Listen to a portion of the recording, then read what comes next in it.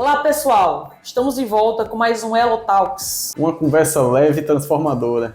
Hoje vamos falar um pouco da realização profissional atrelada às gerações que atualmente a gente conhece. E como isso pode atrapalhar ou ajudar o cotidiano das empresas, do dia a dia, das pessoas que estão em busca do autoconhecimento e ao mesmo tempo da evolução como profissional e como pessoa. E aí a gente vai entrar em algumas questões interessantes. Você sabe a diferença de sucesso profissional para realização profissional? Vocês já ouviram falar disso? Como vocês lidam com isso no dia a dia? Porque isso faz parte do nosso dia a dia, da nossa rotina. A gente, todos aqui, pelo menos a maioria, no ambiente de trabalho, temos conversas produtivas, conversas assim que podemos expressar alguma coisa com relação ao nosso trabalho. E aí a gente vai conversar um pouco sobre isso hoje, né, Cristina? Sim.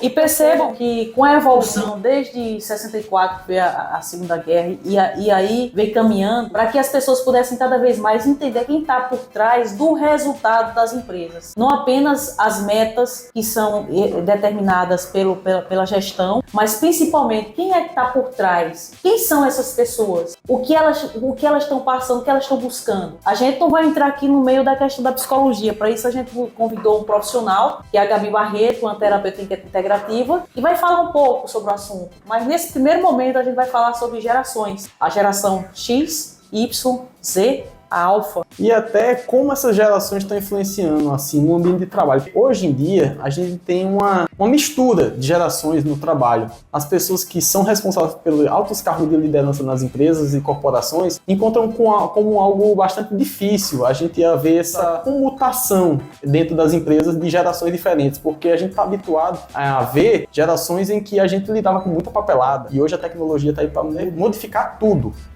Então, basicamente, você que trabalha com tecnologia, você que trabalha com ainda muitos papéis, a gente vai ver como essas gerações se interligam, principalmente as gerações X e até as baby boomers, que são lá da época de Guerra Fria ainda, que eram aquelas gerações em que a estabilidade era muito foco. A gente via que elas não se enquadravam muito, não absorveram bem essas mudanças tecnológicas, e hoje em dia a gente vê uma geração totalmente diferente, não linear. Aquela geração que aprende por multicanais, gostam de interações, de networking, gostam de aprender coisas novas, rápidas e muito diferentes. Então a gente vai ver uma revolução que a gente teve nesse século e como a gente vai poder associar essas gerações com relação à nossa realização profissional e nosso desejo de obter o sucesso profissional, que é justamente isso, é a projeção do que a gente quer alcançar. Por que nós estamos falando sobre esse assunto? Conhecendo, estudando e vivenciando também algumas empresas, a gente percebeu os conflitos dessas gerações. Você pega a gestão, ou seja, Baby Boomer ou geração X, e você se depara com a geração Y, por exemplo, a geração Z. A dificuldade de interação dessas gerações. E o que isso está cada vez mais ocasionando de negativo para as empresas. Cristine, algo interessante que eu até estava lendo esses dias, é que, segundo o Itaú, BBA, eles falaram que hoje em dia o mercado de trabalho, 50% do mercado de trabalho é composto pela geração Y, chamado também de millennials. Então a gente vê aí como essas gerações ainda estão presentes no mercado de trabalho, não é? Faz parte. A gente já estava falando sobre outro assunto que também se confunde um pouco, que era justamente sobre skills, né? Isso. Que seria o software, o hardware e o power skills, que se integram, que é justamente se enrolam, se envolvem e se integram ao mesmo tempo, não é? Seria a palavra talvez, porque você vê o hardware, ele vai falar das competências, o diploma. Antes, a geração X, a geração Y, você ainda tem que ter o diploma para você comprovar que você é capaz, que você é um especialista. As empresas também estão buscando o hard skills, que são as competências comportamentais, o que você é, o que você traz. Tem uma faculdade hoje aqui no Brasil, que é a ESPM, ela fala justamente disso, que hoje você não consegue, você ter uma especialização pronta, com a carga horária, com o programa pronto, é complicado um pouco você administrar isso, porque você tem 1 ano e meio de pós-graduação, por exemplo, e nesse 1 ano e meio passa por muita mudança e transformação. Demais. A gente está abordando também esse assunto que não estava no script, mas é porque você vê a velocidade com que as coisas estão acontecendo. E se você não se reorganizar internamente, tanto você como pessoa, como a empresa, você perde o time e você fica para trás, você fica ultrapassado. E daqui a pouco vem uma concorrência lá do sul do Brasil, se interioriza, entende o que é a cultura da tua região e você perde espaço. E você fez o quê? Você está fazendo o quê para se antecipar a esses problemas?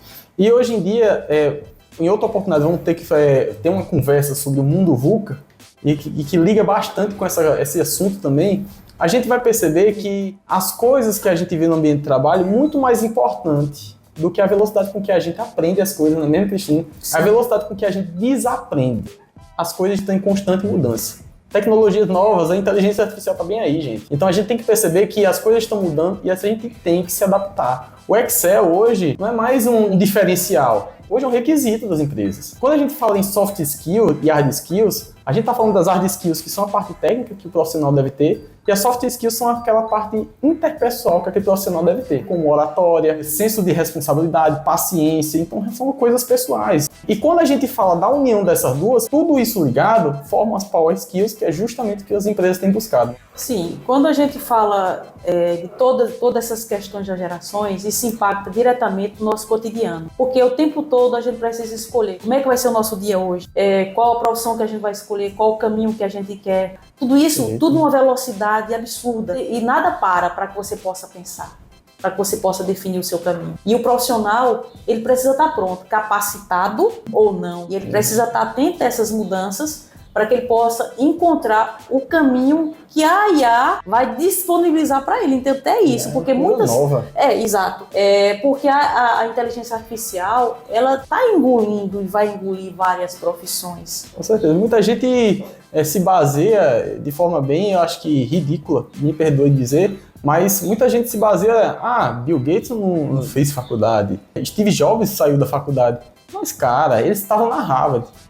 Mário Sérgio Cortella comentou que o filho dele chegou com esse questionamento. E a resposta foi justamente essa. Meu filho, primeiro, entre em Harvard, depois você pensa em sair. Não menospreze, porque é importante para a gente começar a formar nosso senso crítico, a ter uma noção do mundo, conhecer colegas, fazer network, tudo isso faz parte do ambiente de graduação. A gente está vendo um mundo que está mudando e profissões estão sendo engolidas. Na Inglaterra, várias profissões foram engolidas, como, por exemplo, redatores, especialistas em copyright, que hoje em dia textos são feitos em segundos pela inteligência artificial. Existem vários softwares que fazem imagens já fazem vídeos, criam cursos em segundos pela inteligência artificial. Então a gente vai ver que está sendo uma revolução e que está até assustando a velocidade com que está acontecendo. Tem que tomar cuidado, tem que ser cauteloso, mas a gente tem que saber aproveitar essa tecnologia. Tem que saber usufruir, porque ela dá as melhores respostas para quem também faz as melhores perguntas. Conhecimento ainda é tudo. A gente fala de graduação, de faculdade, de especialização, de mestrado e tudo. Conhecimento é tudo. E você buscar cada vez mais desenvolver as suas habilidades intelectuais como pessoa, entender você como pessoa, para que você possa se adaptar, se encaixar nesse novo ambiente, nesse novo universo que a gente se encontra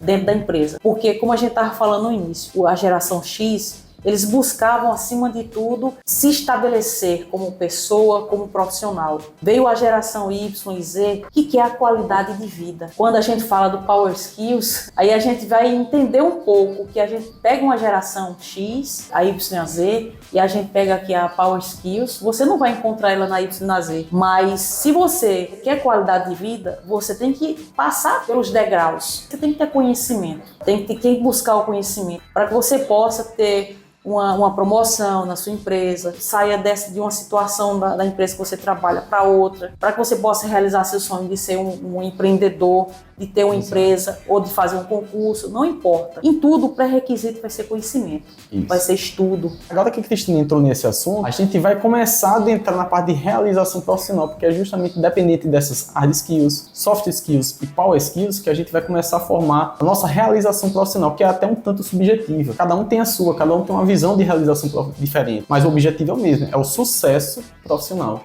Tem a ver com propósito, tem a ver também com questão de relação com as pessoas, tem a ver com a maturidade, tem a ver com a relação com a empresa que você tem, com o empenho, com o resultado que você gera, com a aplicação financeira, com o crescimento profissional e intelectual com a sociedade e também com a escolha profissional que você tem. A mais clara é a primeira que a gente escolhe mesmo. Então, basicamente, quando a gente fala desses novos pontos, eu não estou me baseando no que eu acho, estou me baseando em pesquisas. Recentemente eu estava lendo um mestrado da Flávia Guimarães. Foi feito em 2005, na Universidade da Uberlândia.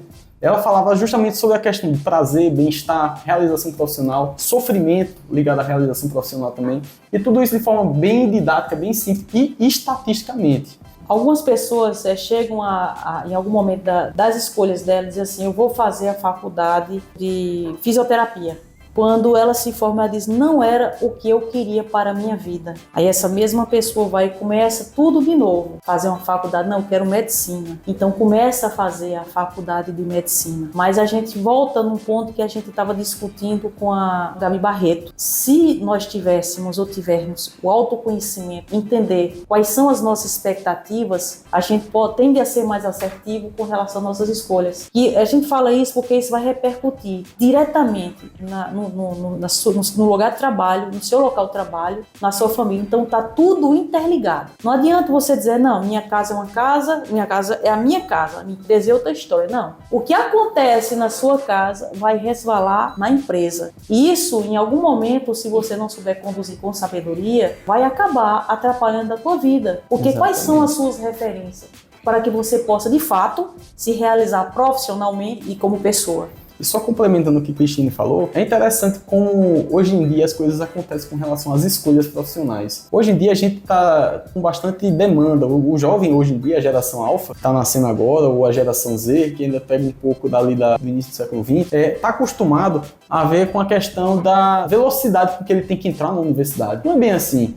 O tempo de cada um é relativo. Enquanto um pode levar 5 anos para se formar, o outro leva 6, 7. Isso não é errado. É porque a gente está sendo pressionado constantemente, principalmente dentro de casa, a escolher basicamente tem 3 profissões que existem. Não existe só 3 profissões no mundo. Existem basicamente engenharia, direito e medicina. Existem muito mais possibilidades. Uma pessoa pode se descobrir no marketing durante a graduação. Uma pessoa pode se descobrir muito mesmo em artes sociais, virar um artista. Como o Whindersson Nunes já criticou várias vezes também, algumas vezes em suas lives, que a gente é constantemente pressionado a escolher, ficar restrito a algumas escolhas e não valorizar demais. E isso reflete de várias formas. Muitas vezes essas escolhas são feitas com base em histórico de vida. Eu, por exemplo, já quis ser médico, já quis ser endocrinologista porque eu era diabético. Porque eu sou diabético, não deixei de ser, né? Mas basicamente eu tinha um histórico de vida para me embasar nisso. Mas eu vi que não era o que eu queria. Eu fui pela engenharia. Só é um exemplo de que quantos jovens aí não se perdem nessas escolhas e de que, eu terminei a escola, eu tenho que entrar na faculdade logo nesse ano. E não é bem assim. Essa escolha leva tempo. Sim, para ajudar um pouco nesse debate, a gente convidou Gabi Barreto, uma terapeuta integrativa, para que você possa entender e compreender o motivo dessa nossa discussão. E aí pessoal, aqui quem fala é Wesley. Esse vídeo é a primeira parte do primeiro vídeo de Ela Talks. O link para a parte 2 desse vídeo tá logo aqui embaixo. É só vocês clicarem que vocês vão ser redirecionados para lá. É isso aí, até mais.